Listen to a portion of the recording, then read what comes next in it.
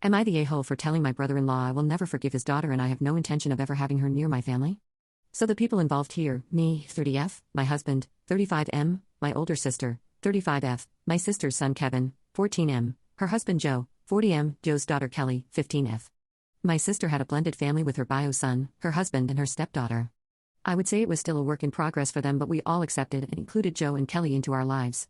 A few weeks ago, my husband and I organized a little get-together at our place to celebrate my birthday and for people in our family to spend time with our 6-month-old son. The people present were my sister and her family plus our parents, so very intimate and chill.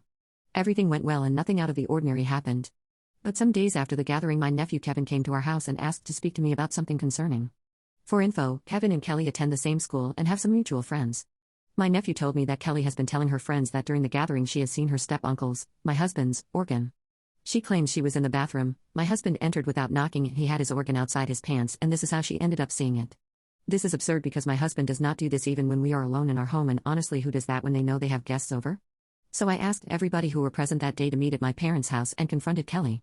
She started crying and confesses she lied to her friends.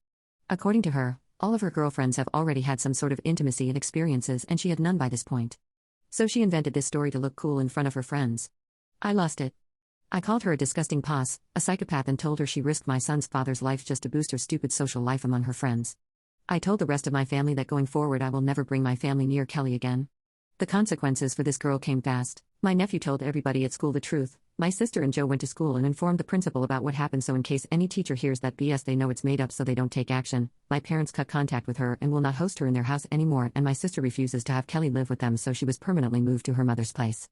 Before you start judging my sister for this, please keep in mind that she has a bio son who needs to be protected. If Kelly could so easily invent and tell those things about my husband, who can guarantee she will not lie about her stepbrother too? Now Joe is obviously hurt and torn about everything that happened. He keeps telling me that Kelly is depressed and wants to apologize to my family, but I keep refusing. I explained to him that I don't need her apology and she shouldn't waste her time with this because I will never forget what happened or move past it. Joe keeps begging me to forgive her because she is just a stupid teenager, and maybe if my sister sees me forgiving her she will be willing to eventually accept Kelly back. I told Joe that a stupid teenager can have the power to ruin a man's life and reputation, so I am not risking it. Also, I fully support my sister and I want to protect my nephew too.